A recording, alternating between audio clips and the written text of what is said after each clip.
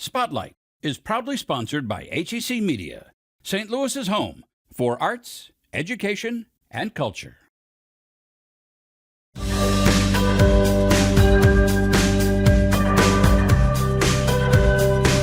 Today on Spotlight, the story of when temps got so low the Mississippi froze over.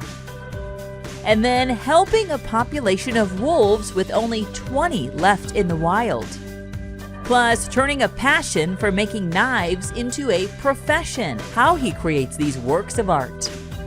But first, the local greenhouse group teaching students how to grow food anywhere. It's Sunday, and you're watching the multiple Emmy Award-winning Spotlight.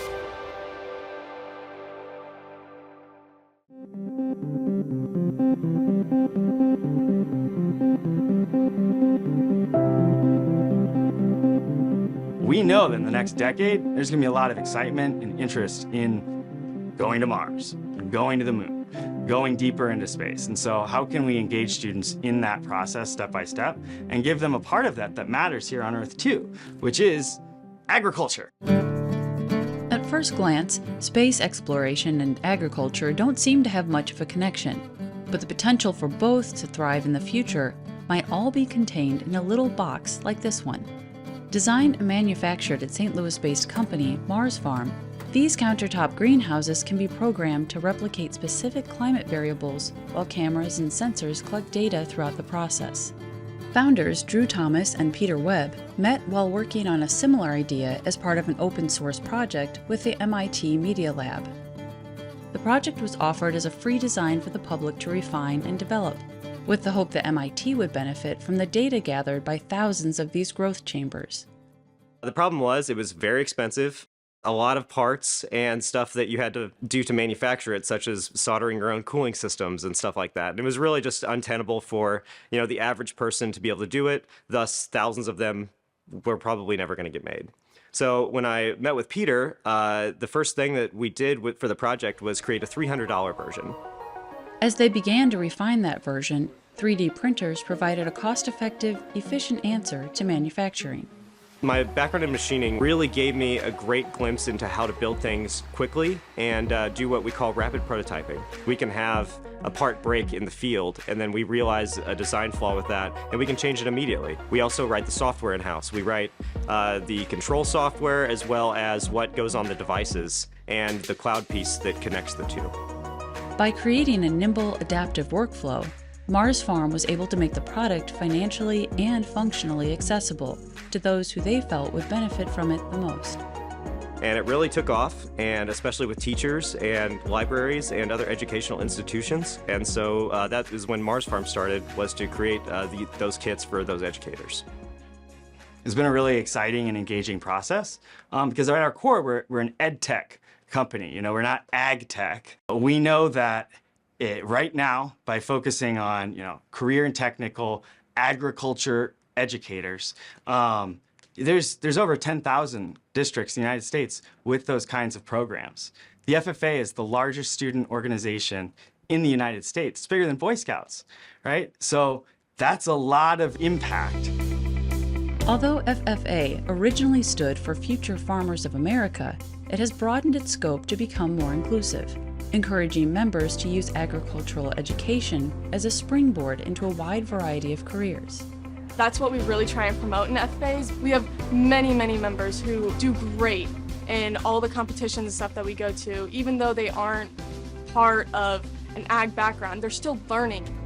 Freeburg Community High School, located in Freeburg, Illinois, is home not only to a chapter of the FFA, but also to a MarsFarm greenhouse, allowing students to get both hands-on experience in the traditional greenhouse while also being able to conduct more technical, controlled experiments in the MarsFarm version. So the big thing that I tell my students is in agriculture, it's constantly evolving. So more and more as the years kind of progress, even since I've been in high school, it's become a lot more technical. There's a lot more push for precision agriculture. So maximizing the potential of the farmland that we have and using technology to our advantage to ensure that. Inspired by her time in the program, Senior Greenhouse Manager Taylor Bysiegel plans to double major in agronomy and plant biotechnology and speaks to the advantages of having access to the MarsFarm greenhouse. I think it's amazing because the whole idea behind it is to grow these plants in foreign environments. And I think as the earth evolves, like climate and stuff, we're going to have to figure that out here and wherever else we may end up in however many years from now. And the technology behind it is just incredible, mind-blowing to me, that it can track all this stuff that we're doing manually and do it in a fraction of the time and probably more accurate.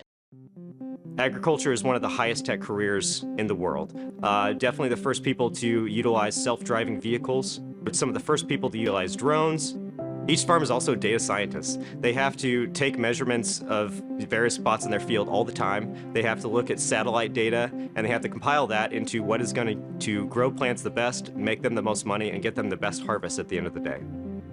The MarsFarm greenhouse enables students to take data collection a step further and share successful irrigation and light settings, called recipes, across thousands of units. Once you find a good one that works really well for a particular type of plant, or a sequence of settings that allows you to make a tomato more sweet or or spicy sometimes, then that can be replicated across all the other devices once that person publishes that recipe. From 2020 to 2023, MarsFarm helped to push recipe sharing even further by providing the materials for Growing Beyond Earth, a NASA citizen science program created by Fairchild Tropic Botanic Garden in Miami, Florida. We took a lot of the design they had already made, developing an LED with NASA to mimic the same light settings that are used on the International Space Station. A student can, just by using little knobs on a controller, they can recreate the exact light settings that they're going to use on the International Space Station. We also send them the same seeds, the same fertilizer, the same growing media. So these are controls, which means similar to open source technology, what they were doing is creating open source data. It's gone from about 300 schools to now over 600, all around the world, South Africa, Turkey, Beijing. 10,000 little hands to measure radishes, right? And if we write down all those radishes, the measurements in a Google Sheet, and NASA can look at those Google Sheets too. Now NASA has crowdsourced effectively 10,000 radish trials.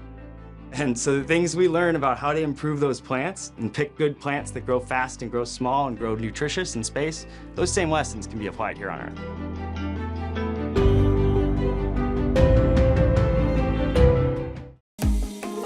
HEC Media. Recognized, celebrated, honored time and again for excellence in the industry. HEC Media has been bringing home the hardware for over a decade. Arts and education to author talks, magazine shows and documentaries, individual craft achievements to overall excellence. Find all of the award-winning content at hecmedia.org. History Spotlight, brought to you by HEC Media and the Missouri Historical Society. Happy holidays. I'm Dr. Jody Sowell, president of the Missouri Historical Society, and this is History Spotlight. Winters in St. Louis aren't quite what they used to be. Public historian Andrew Wonko takes us back when temperatures were so low the Mississippi River actually froze over. So it's pretty rare today that we would see the Mississippi River freeze over at St. Louis. Most people presume it probably never happens. St. Louis is maybe too far enough south that just doesn't happen here. But it actually turned out it wasn't so long ago that it was a very regular thing. And when the Mississippi did freeze at St. Louis, for some people it meant fun, for some people it meant opportunity, and for other people it meant complete disaster. Through the 19th century, every winter, St. Louis's levee would become crowded with steamboats from northern ports all along Iowa and Illinois up through Minnesota and Wisconsin. These boats were coming south because the river would freeze farther north. But every once in a while, that freeze made it all the way south to St. Louis. In the bitterly cold winter of 1856, the river froze at St. Louis to 18 inches thick of ice. And it lasted for 6 weeks, giving St. Louisans plenty of time to go out and explore their brand new real estate where there once was water on their front door. For most St. Louisans, the frozen river meant fun. People took to the river in droves, having the chance of a lifetime to get to step out on the river itself, even though city politicians warned them every single year that it happened not to do that. They set up skating rinks, they set up saloons, They had mid-river bonfires, they had parades out on the frozen river. And because gambling was actually illegal in St. Louis in the mid-1800s, and the river itself was outside of Missouri territory, they even set up gambling houses out on the river. So people took to the river in huge numbers to have fun. A little bit further down the river, other people were using it for opportunity. The breweries here in St. Louis, of which there were many, they chopped huge blocks of ice off the river and used it to cool their beer. Other entrepreneurs chopped up blocks of ice to sell it to downtown's hotels and restaurants. Even Bellefontaine Cemetery, in a little bit more morbid use, used frozen river ice to keep its receiving crypt cool all through the 19th century. Coal companies over in Illinois took advantage of this new road they had, and they had horse-drawn carts of coal being pulled across the river every chance they could to keep their costs down for transferring coal by ferry, as they usually did other ways. So for lots of St. Louisans, the frozen river meant opportunity and fun. But then, of course, for others, the frozen river became a disaster. On the morning of February 7th, 1856, St. Louisans walked down to the levee and noticed that some of the levee's dozens and dozens of steamboats had actually been nudged up onto the dry cobblestones. It was a little bit of a foreshadowing of the disaster that was about to come for the steamboat owners along the St. Louis levee. The huge blocks of ice out on the Mississippi River were breaking up, the ice sheet was cracking, and the ice was beginning to flow downstream. And for all of those very fragile wooden steamboats, they would just have to be carried alongside as the ice did whatever it would. The newspaper reports for that day mentioned that thousands of St. Louisans went down to the river's edge to watch as all of these steamboats were crushed and mangled as these giant mountains of ice piled up. When the all the ice finally melted later that spring, St. Louisans found debris scattered everywhere. Brass chandeliers, boilers, pieces of chimneys, all the delicate spindle work from the steamboats was littering the levee as all of these boats simply had to let the ice do what it would. The Mississippi River doesn't freeze as often as it used to anymore for man-made reasons. Now that it's been caged up in miles and miles of flood walls and levees, the Mississippi is deeper and its channel is faster, which makes it much harder for it to freeze. Also, the locks and dams just north of St. Louis act as a sort of strainer. They catch all that river ice that's coming down from the north, and they don't let it get through to St. Louis. It's only on the most bitterly cold of years that we might see a frozen river at St. Louis again. Next week on History Spotlight, experience the joyful chaos of sledding on Art Hill in Forest Park. To learn more about the Missouri Historical Society, visit mohistory.org. For original programming and award-winning content, explore hecmedia.org. Find all of your favorite genres, including the arts and sciences. Go in-depth with the latest research. Get insight into new technologies. Learn about breakthrough discoveries. Find it all in one place. Explore hecmedia.org.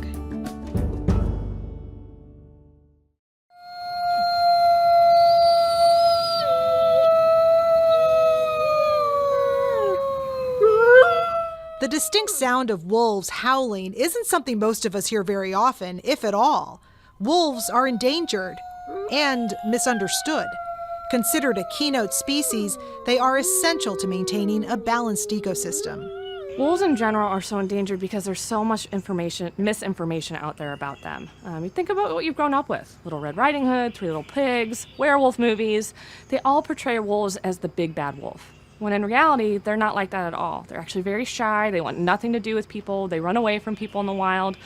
And the reason that's so important is because if you fear something, you don't conserve it, right? You don't want to protect it. Regina Masadi is the Director of Animal Care and Conservation at the Endangered Wolf Center in Eureka, Missouri.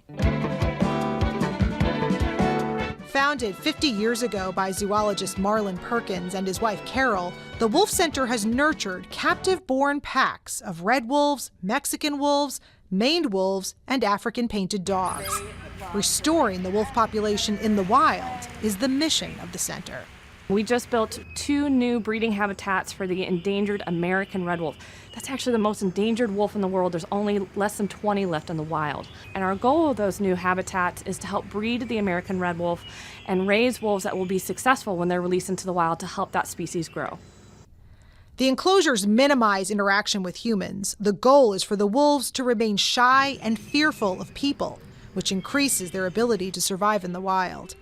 We are so excited because we are about to take 2 American red wolves to the wild in North Carolina. The center recently released 2 adult red wolves at a federally protected wildlife refuge. We had a local donor supply the plane that we were able to fly with the wolves and keep an eye on them, make sure they were safe the whole time. When we landed, we worked with U.S. Fish and Wildlife Service to put radio tracking collars on them so the biologists on the ground could help keep them safe and keep an eye on them. And we actually got to release them into the wild, into their new homes, and it was just one of the coolest experiences that I have ever had working here. And I'm so proud of the Endangered Wolf Center for their work on helping to save this national treasure. The center has been successful introducing fostered Mexican pups into established packs in the wild. And what that means is we actually work with the U.S. Fish and Wildlife Service and the state agencies in New Mexico and Arizona to take pups that are born here, and we actually foster them, sneak them into wild dens so that wild parents can raise them as their own, teach them all those important skills, how to stay away from people, how to hunt for dinner, how to defend their territory. It was such a creative conservation tool of essentially looking at that behavior and seeing, okay, they are so nurturing. Let's see if they'll take care of somebody else's pups. And sure enough, they do. We have to do it before the pups are about 2 weeks old when they're in that bonding period. And so when we're taking these pups down there, they are itty bitty. I mean, like potato-sized puppies. Their ears are closed, their eyes are closed. We only take part of the litter, and mom keeps part of the litter. The Endangered Wolf Center plans to open a new veterinary and nutrition center in the near future. The center offers in-person, group, and virtual tours. For information, visit their website at endangeredwolfcenter.org.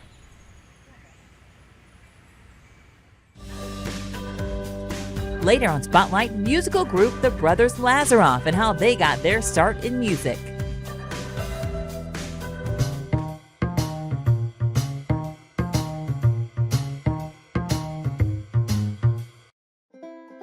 But yeah, I don't think there was ever a time that I wasn't passionate about knives.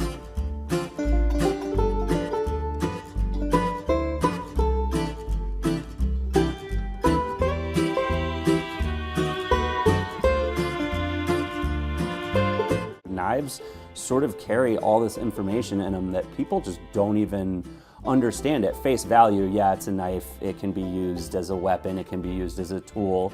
I mean, it's very much just an extension of a human, which is good and bad, for better or worse.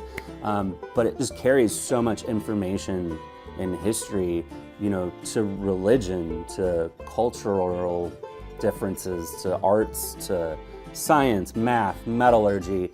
The history of the world is in that knife if you look hard enough.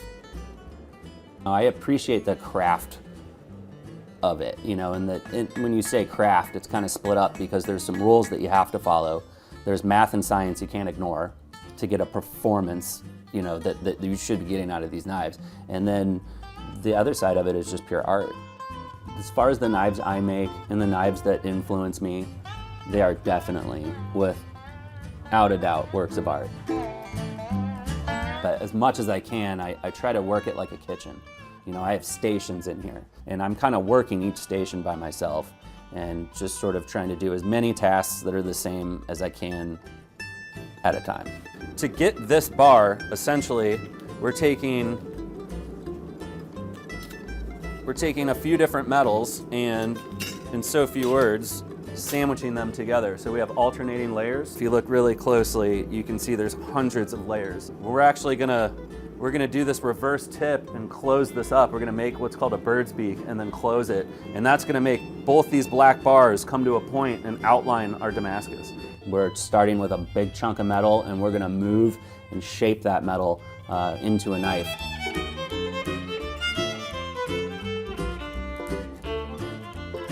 What we're doing is we're getting this metal very, very hot, and we're gonna be close to forge welding temperatures because the bars that we're gonna be forging, which is essentially moving the metal, we're gonna be using different tools, be using a hand hammer, a power hammer, a hydraulic press. The hydraulic press, for example, is 17 tons. If you can imagine how many cars you'd have to stack up to get the weight of 17 tons, that's how much weight is coming down on this knife.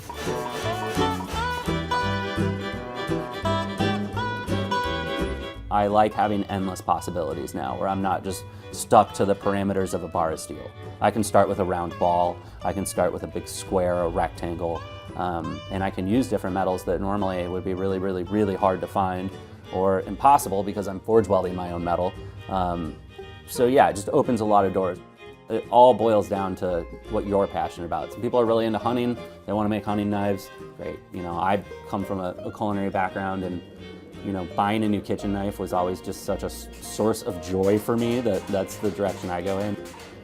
I guess my interest in knives is just, it never is filled, and the more that I look at it, it's just the deeper you go down that rabbit hole. And to me, there's like this magical sort of thing that comes with someone making it with their own two hands, which I think, you know, when you can make something that looks machined, that you did with these guys, like that's where the magic is. There is a lot of bad knife making on the internet, and a lot of stuff that doesn't even really work. A lot of things that are done just for the video, the content, you know, the likes. You know, who cares if it's a good knife? And there's so much of that now that's why I recommend, you know, people either take classes from good respected knife makers that have been trained by other good respected knife makers, or you know, take classes through the ABS or a metal school or a welding school.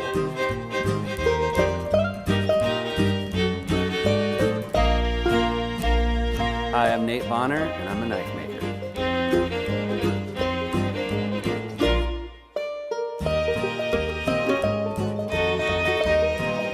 For more St. Louis stories, subscribe to the HEC YouTube channel. Connect STL from HEC Media. HEC has been bringing you positive programming and award-winning content for decades.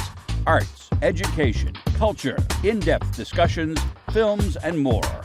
All in one place, hecmedia.org.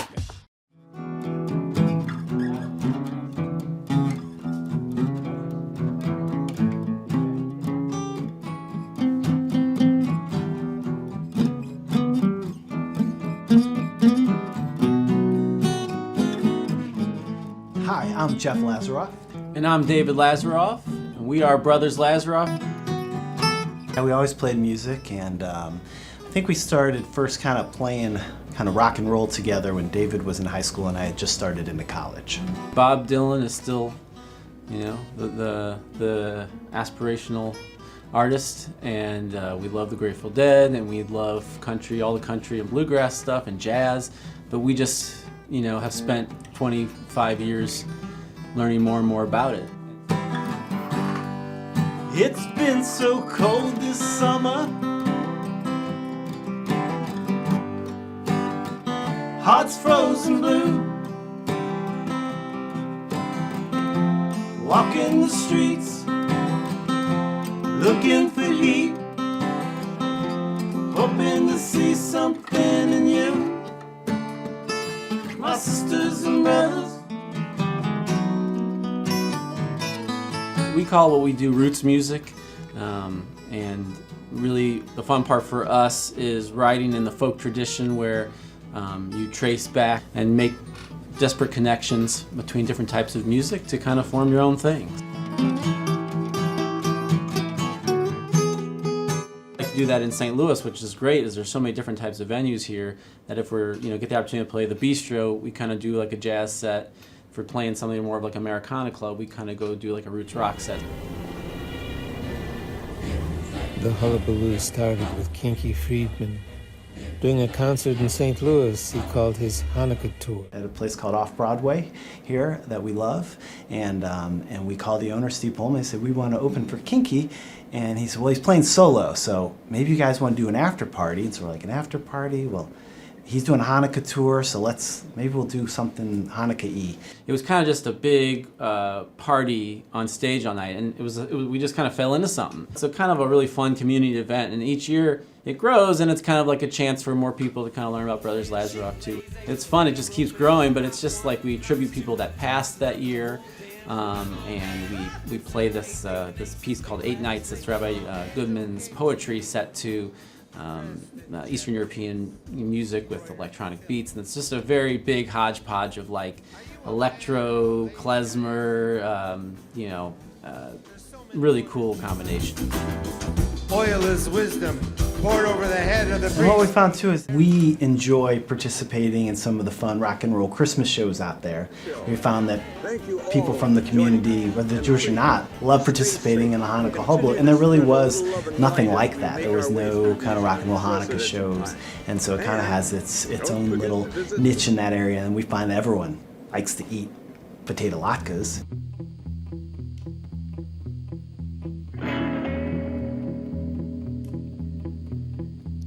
Hunched over the desk, pen in hand, swirling plow through the mud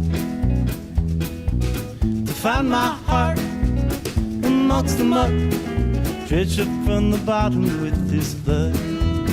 And there's a pink super moon tonight, shining on your forgiveness tree. May we all taste of its fruit, gifts our brother gave to us for free. Stepped outside on the cold front porch, I took my head up to the sky. Bathed in the night, sweet lunar light, and the whisper of your please, and I'd ask why. 'Cause there's a pink super moon tonight, shining on your forgiveness tree. May we all taste of its fruit, gifts our brother gave to us for free.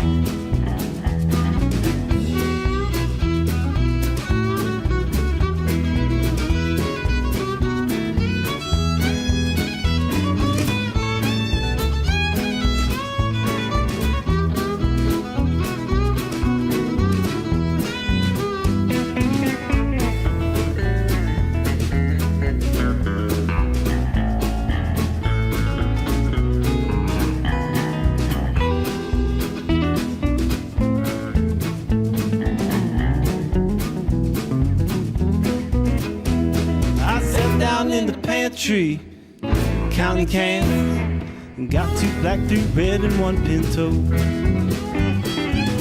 But that can't fill this hole in my gut, left there from the words you had to go. 'Cause there's a pink super moon tonight, shining on your forgiveness tree. May we all taste of its fruit, gifts our brother gave to us for free. May we all taste of its fruit, the gifts our brother gave to us for free.